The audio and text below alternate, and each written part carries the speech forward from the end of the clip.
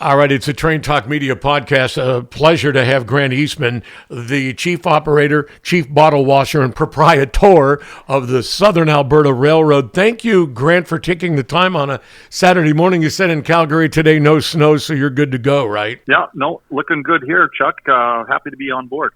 Okay, thank you very much. Let's get going and just delve into this because we got a whole bunch of things to get into. I made my first communication with you like a couple of months, maybe a year ago, and I said, you know what, the SAR reminds me so much of the Utah Belt, and you had remembered the Utah Belt when we had talked about the scenery concepts that Eric had done with that layout because he was a high school art teacher. Let's talk about that before we actually jump into the whole thing. Yeah, okay, well, of course, depending on your age, I'm mid-50s, so I remember the Utah Belt when I was a young guy there, and it is definitely a big impetus for what the layout has become. I also remember the John Allen and the Gory and Defeated and all that kind of stuff. Yep. And one thing that Utah Belt did for me is it showed me that a model railroad can be a transportation representation versus the traditional model railroad where there's bridges spanning this and that and the next thing,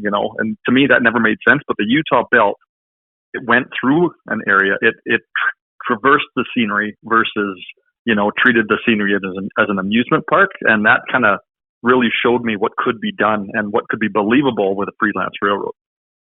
Absolutely, absolutely. And you talk about the Gory and Defeated. You talk about negative space, which Lance Mindheim talks about all the time, and we've been talking about it in these podcasts. Last week, I said that you absolutely get the crown for negative space. You've won the award, hands down. Well, I actually talk about that. So, like on my YouTube channel, I talk about things like using negative space. What I like to call it is selective decompression. Oh, where everyone nice. compresses their scenes for the most part. I believe going the opposite makes a lot of sense. So selectively decompress things and show the vastness of the area that you're going through. And you can do that through different sight lines. And, you were talking about Eric and being an art teacher and understanding how the eye works. I think that's a big thing in this hobby is understanding how sight lines work and kind of using design technique and how to draw the eye in, how to focus the eye and focus the attention goes a long ways to making things more believable. So I try to do that through what I call selective decompression. Yeah, and I talked about that with Rob Spangler on his layout, the Western Pacific 8th sub that's now down because he's moved to Oregon and he's going to build another layout, and he's kind of wrestling, should he do Western Pacific again or Southern Pacific, but he talked about it as well, too, because he came from an art family, so he's a master at backdrops, and I put him right up there with you as far as backdrops. And we'll get into all that as we come through the podcast that's powered by our friends at Whistle Stop Models. I Want to Win is going on right now. If you go to the comment section and put in I Want to Win, you'll get a chance to win $50 in absolutely free, great 3D printed materials from Whistle Stop Models. All right, Grant, can you share how you first got interested in modeling? Well, we call it the CP Railroad, or I call it the Southern Alberta Railroad, specifically the Crowsnest Pass area. Well, when I was a younger guy there, my dad, he was a driver. He used to deliver bread, so tractor trailer from Calgary down through the Crowsnest Pass and on to Cranbrook. And I used to tag along with him. Yeah. And, it was just an interesting area. I really loved being down there. It was so different from, like Highway 1, we were talking earlier about Vancouver, Calgary, and the Highway 1 area. Everyone models that area. And this is down on Highway 3, which is kind of off the beaten path. And I've always been more of an off the beaten path kind of guy. So it really piqued my interest. Things were done a little bit differently down there. It wasn't all about glitz and glamour. There wasn't passenger trains and signals and all that kind of stuff. It was old school railroading, and it still is to this day. So I found that to be very interesting, where you could kind of take that old school, track warrants. We call it OCS up here, but you could take that with modern trains and big tonnage, but you're still running a railroad like it would be. I don't think it's changed down there much other than extended siding lengths, but it's been almost frozen in time, and I found that quite fascinating. So that's the big reason, is it's just completely different one from what everybody else models. Yeah, you talk about dark territory running and OCS. I still believe the BNSF between, well, it's really Denver, Fort Collins, and Cheyenne is, runs on the same principle of OCS, and there's maybe a few other lines that are doing that as well, too. So what drew you to N-Scale for the Southern Alberta rail layout, especially given the challenges of fitting long trains and detailed scenery, which you have done exceptionally well? Well, N-Scale, of course, I think it's more bang for the buck, but There's two different ways of thinking of that. A lot of people think you can cram more into a given area, and I think if you take and you don't cram more in, and this goes right back to the selective decompression thing. Yes. So one of my catchphrases is if you take an HO track plan and put N-Scale track on it, you're already getting your selective decompression just by doing that. And I kind of use that mentality. So I use big curves, big space. I don't try to cram too much in. I could probably put twice the layout in the space that I have if I went with N-Scale curves, but it just doesn't look the same. So I think the big thing is N-Scale just offers you the opportunity, because in essence, it's 1/8 the cubic volume. It gives you the opportunity to create space. So I like to think of it, the way a person rail fans is what they model. So when I go rail fanning, I like to stand back and I like to look at the scenery and how the railroad interacts with that scenery. N-Scale gives you the opportunity to do that, I think, better than most scales. If you're into equipment, then N-Scale is maybe not the place to be, because the detail isn't there versus HO, right? So That's kind of why I picked N-Scale, because I like to look at the grand picture, the big picture, and how the railroad interacts with nature. All right, so the layout is freelance, but inspired by real places. How do you balance realism and creative freedom in the design? Well, again, that's the selective decompression. So I use specific scenes off the real subdivision, the Crowsnest subdivision. I'll use real scenes off of that, and then I will connect them with, your generic, prairie scene, for instance, or a generic mountain scene. But I also use a lot of hidden track on the layout, and hidden track, because the layout is in essence, just to give you some numbers here, it's from staging to staging is 530 feet of main line. So it's 16 scale miles. Now, of that 530 feet, I would say probably 150 roughly is actually hidden track. So the layout is in essence 5 shadow boxes connected by hidden track. So what that does is it gives me the opportunity to specifically model an area or a scene dependent on representing the prototype, and then I can connect it with generic, or I can connect it with hidden track. So a lot of guys, thus selective decompression, right? A lot of guys, they're trying to cram so much of the real aspects of what they're modeling into the layout that it loses its integrity and its viability. I skip complete areas. Like an example, the Crowsnest sub goes through an area called the Frank Slide, which is a massive rock slide, and it's a problem to this day with train slope. Well, it'd be really tough to model, so I just put that into hidden track. So you don't know, you bypass the Frank Slide. So I don't have to model that. But because the track and the trains are hidden between scenes, I don't have to model that. So you kind of picture it as if you're rail fanning and you're chasing a train on the highway, you're not going to see it everywhere. So I kind of go with that mentality that I'm going to pick the trains up in specific areas, and that's what I'm going to model. So that part of the subdivision gets modeled accurately. So you pretty much summed up my next question. What were some of the biggest challenges in building the mountainous terrain and hidden track, and how you overcame them? Because I noticed you've gone back a couple of times, because I'm a huge fan of your channel, because I love that you've been able to work between Facebook and also between your YouTube channel, updating us all the time. But you've gone back over some situations and scenarios that I don't think you were happy with, as you've showed us on your channel. Talk to us about that. Well, the big thing with me is if I'm not happy with something, I just get rid of it. It's kind of like divorce lawyers exist. Right? So, that being said, I've been married happily for 27 years. So there you go. If I don't dig something, it's coming out. And, for two reasons. I mean, the main reason is obviously I'm just not pleased with the situation. The second reason, and it's a little bit nefarious, is I really enjoy the look I get from people when I rip something out that they thought was good. They can't fathom why I would do it, but they don't have to. It's my layout. I'm taking it out because I want to be more, I want to be happy with what I have. But as time goes by, I also find that I'm getting more particular as to whether or not it's a good representation of the area. So over time, because the railroads, like I've been in this house for 30 some odd years, the layout's been, if you ever watched or if anybody in N-Scale read the old N-Scale railroading magazine that Kirk put out, I've been featured in that since 2003 or so, since like the first year of that magazine. It's long gone. The magazine's gone. So it's Kirk, unfortunately. But the layouts continued to evolve in the sense that the selective, and we're getting back into selective decompression here a bit, because I've taken the scope of what I was trying to represent and I've squished it down. So instead of trying to, pull off 200 miles of layout, now I'm down to about 80 miles, So 80 miles plus the hidden track, I can do a much better job. So some of the older stuff that's been represented before I came to that conclusion has to come out because it no longer fits into the scope of that selective decompression ratio that I use. So.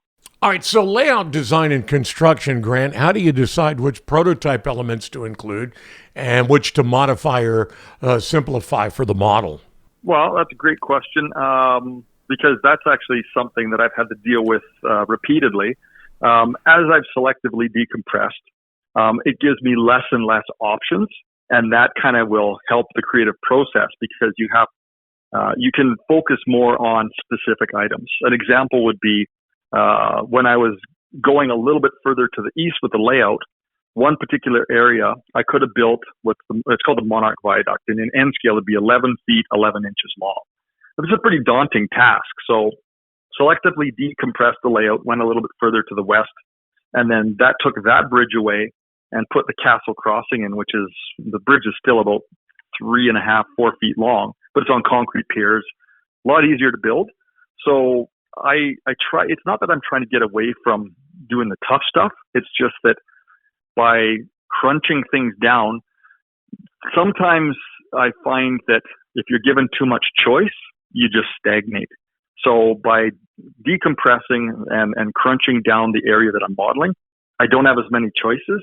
And that gives me the freedom to, okay, well, this has to go here and this has to go here and this has to go here versus, well, which elements do I want to put in? Instead of having 10 elements to put in, if I can knock that down to 4 elements to put in, it's a lot easier to decide. And it's a lot easier to move forward and build. That's the way I kind of approach the subject. Okay, so Southern Alberta Railroad emphasizes prototypical operations with what we've mentioned in the beginning of the podcast, OCS, Occupancy Control System in Dark Territory Running.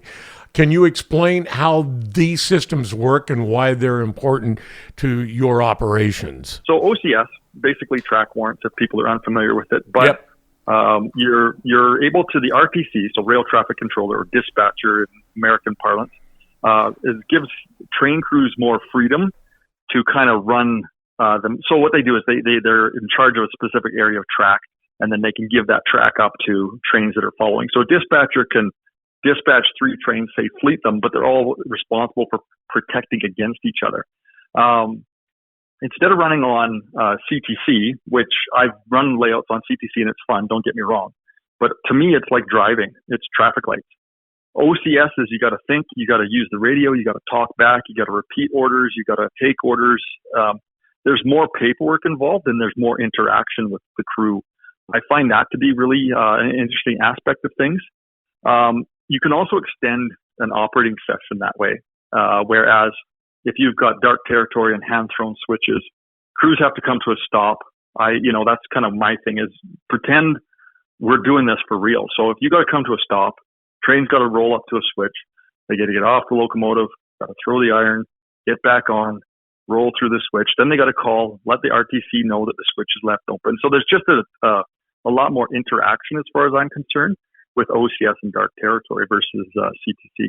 In your typical operating session scenario, describe to us what makes it fun or challenging. I enjoy the parlance, so how people talk during it. You can see that it's problem solving in a lot of ways because guys have to understand And some guys, don't get me wrong, they'll panic a little bit over it. And I don't think that that's a fun aspect to it. But when they start to learn the system and they understand how it works, they just understand and they get more out of it, I think. Also, if you're familiar with what's going on and if you're listening to the radio, you can hear what's going on across the layout. So, for instance, I'm usually always the helper crew because no one really likes doing the helpers, doing the pushers up the hill. So I can listen to what the RTC is telling crews, and then I can look at somebody across the room and we both lock eyes and go, uh-oh, that's going to be a problem. And you know that in 15 minutes there's going to be a big issue somewhere.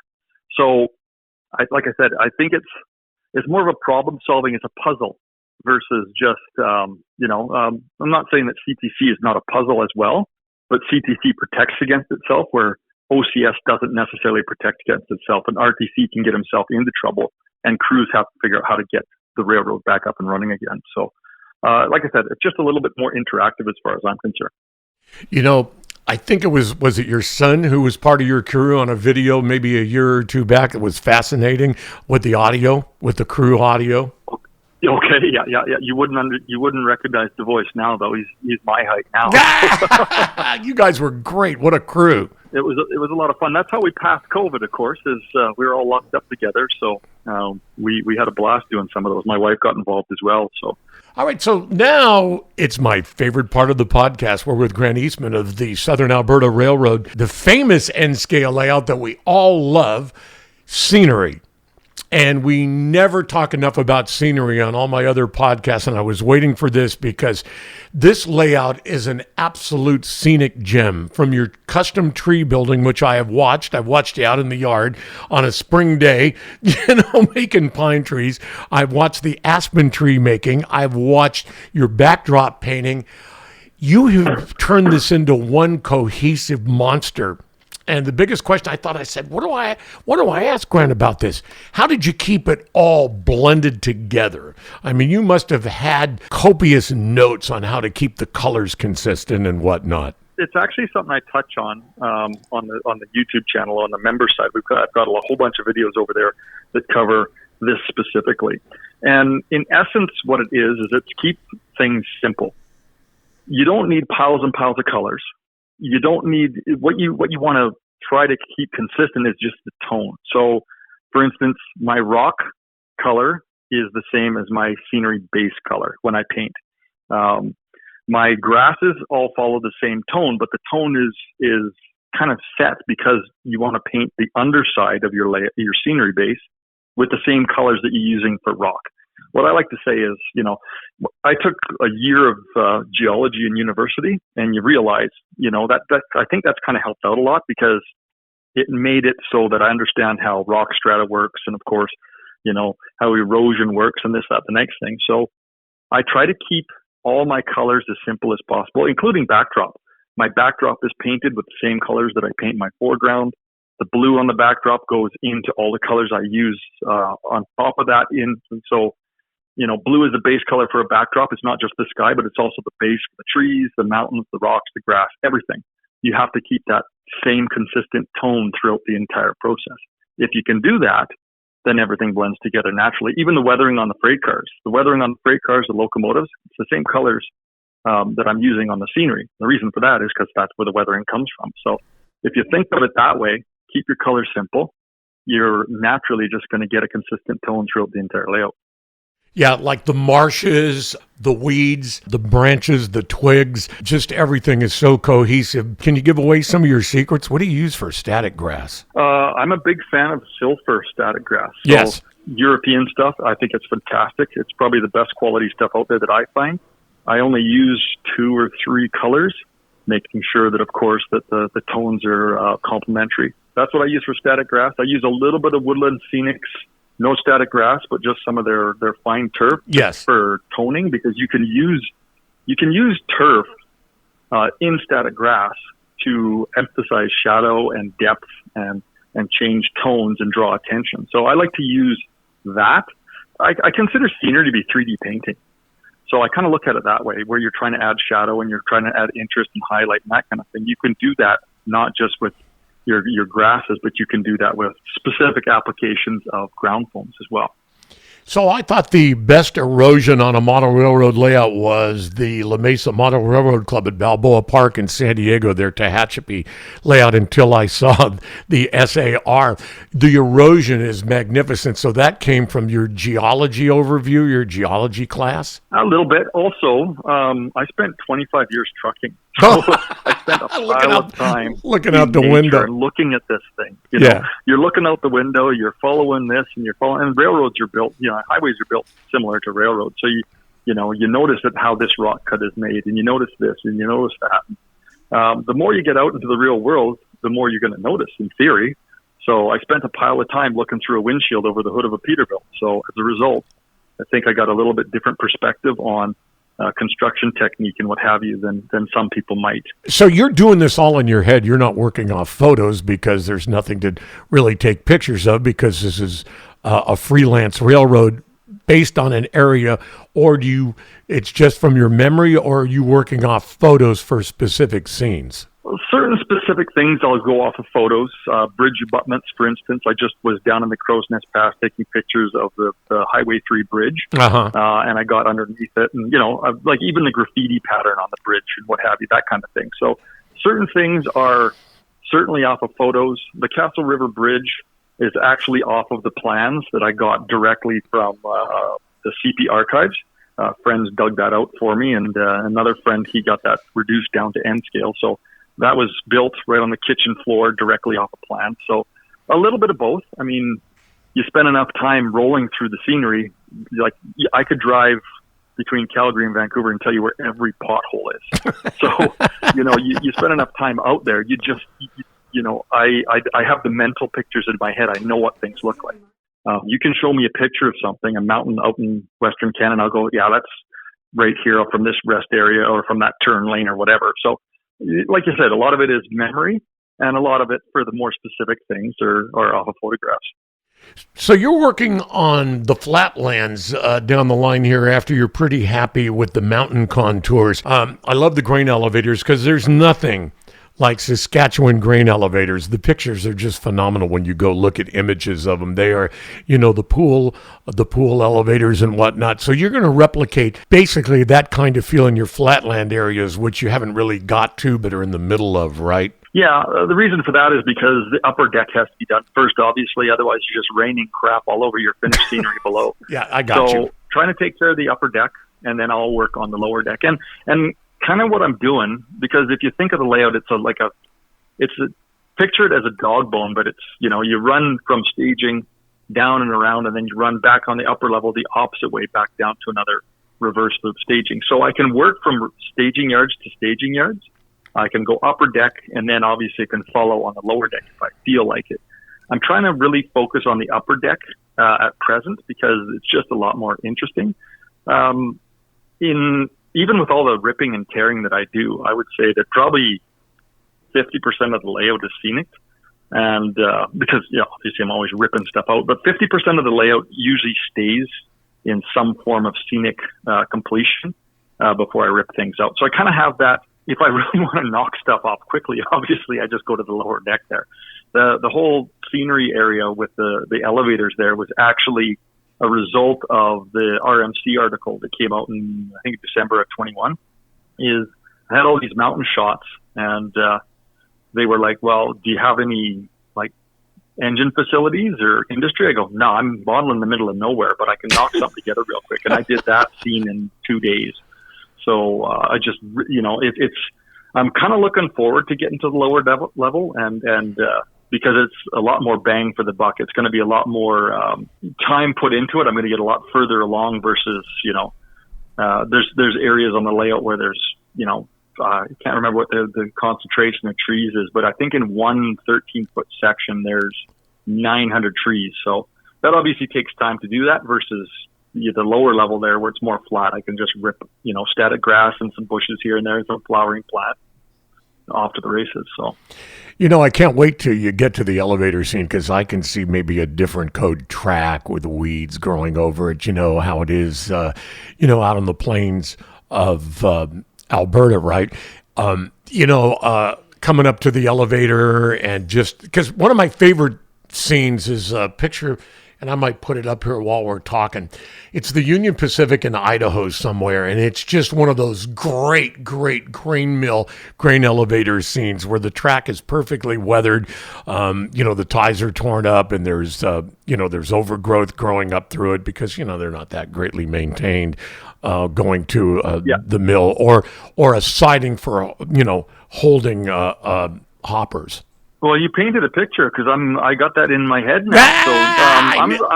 I'm really looking forward to getting some detailed work done down there as well.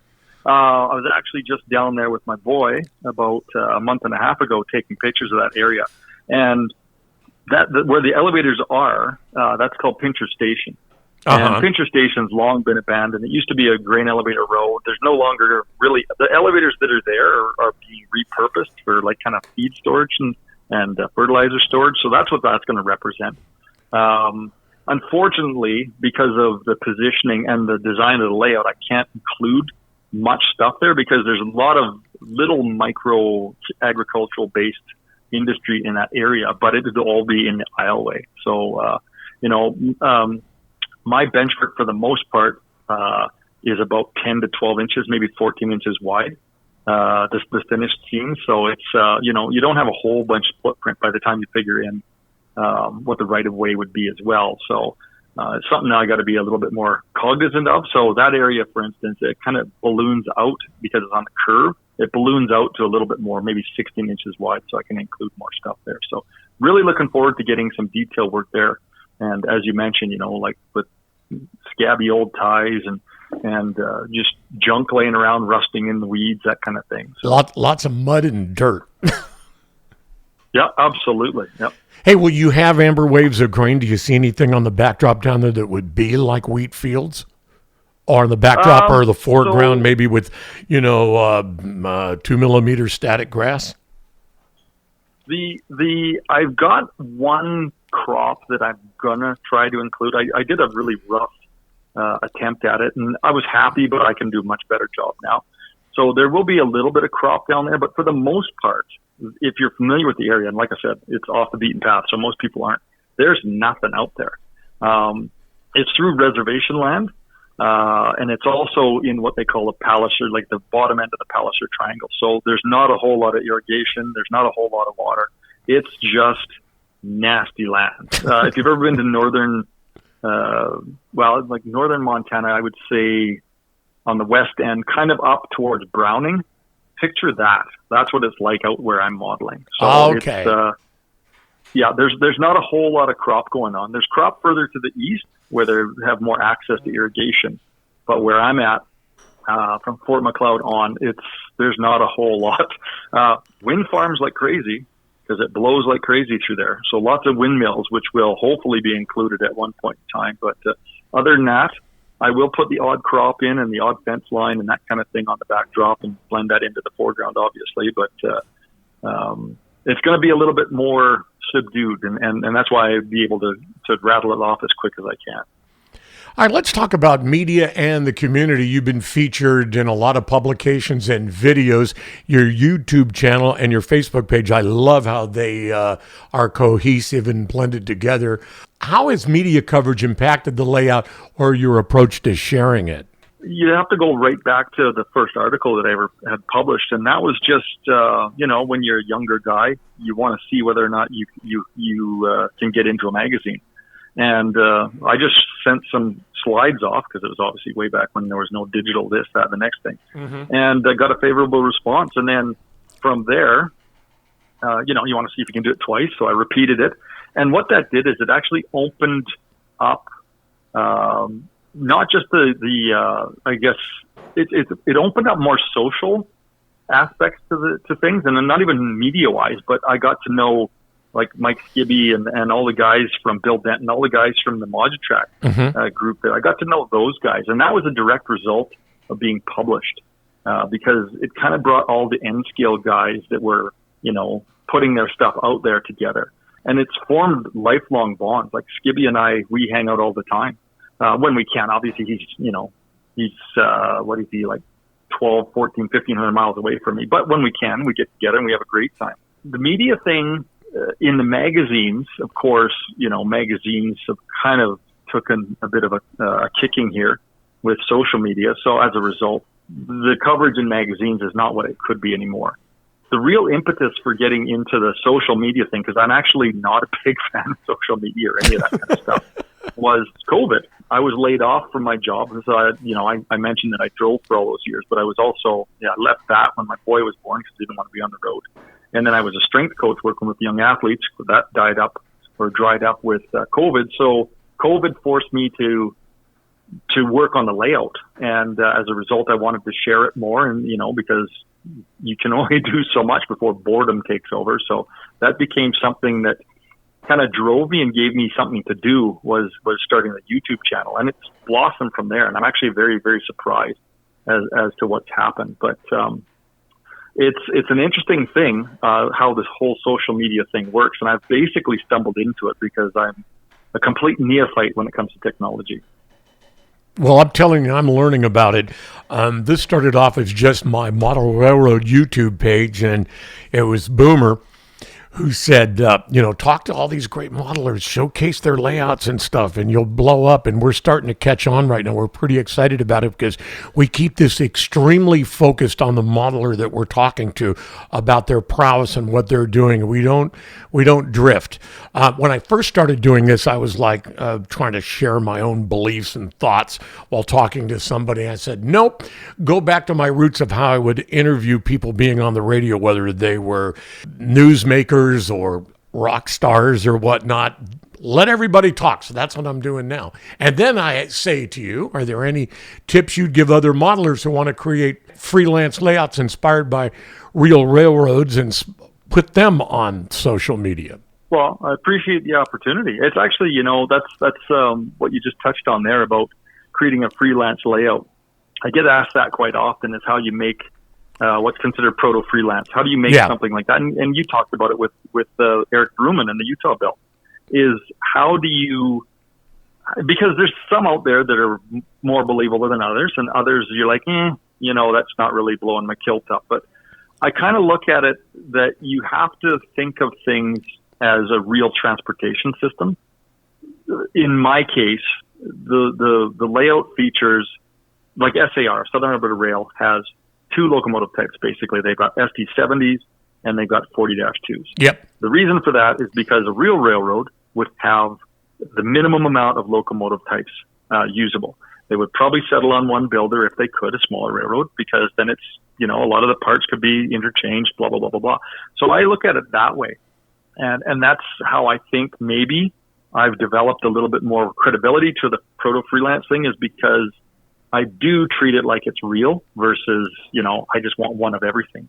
The one of everything, to me, and it's a personal preference, obviously, right? But being in transportation for all the years that I was, I realized how transportation works and how, part supply works and all that kind of stuff. And I've kind of tried to continue that thought process into the 1 to 160 world. It's just been awesome catching up with you. Future plans and reflection.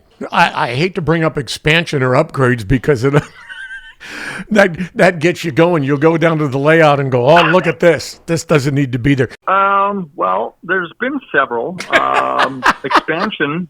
The big expansion was I wanted to get a more balanced staging yards, east versus west. And the problem I had before is I had twice as much staging on the east end versus the west end.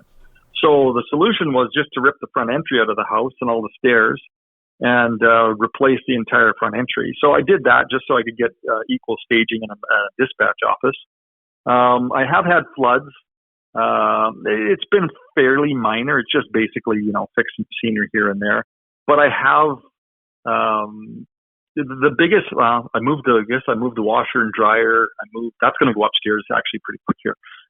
Moved the hot water tank, moved the furnace because I didn't like walking around a certain area versus being able to just follow your train straight through. So, one of the things about the layout is that I bought this house when I was 22. So as a result, a 22-year-old doesn't think like a 32-year-old or a 42-year-old or a 52-year-old. So I'm happy that I had the energy and the lack of common sense when I was young, because the layout wouldn't be what it is if I would have started it, say, 10 years ago, because I would have gone, okay, I've got a little guy, and my wife is like, maybe a family room would be nice, not trains throughout the entire basement. So as far as expansion goes, I can't really expand. There's always room to change, and that's why I constantly change. I can't expand anymore. I've filled up the basement, but change is always something that's going to happen as I get bored with specific areas. So, All right. So looking back now, what's the one thing you're most proud of the SAR? That's a great question. I've never really thought about that. I think maybe the thing that I'm most proud of is how it's opened up the doors to make friendships in places I would have never made friendships, and bring like-minded people together.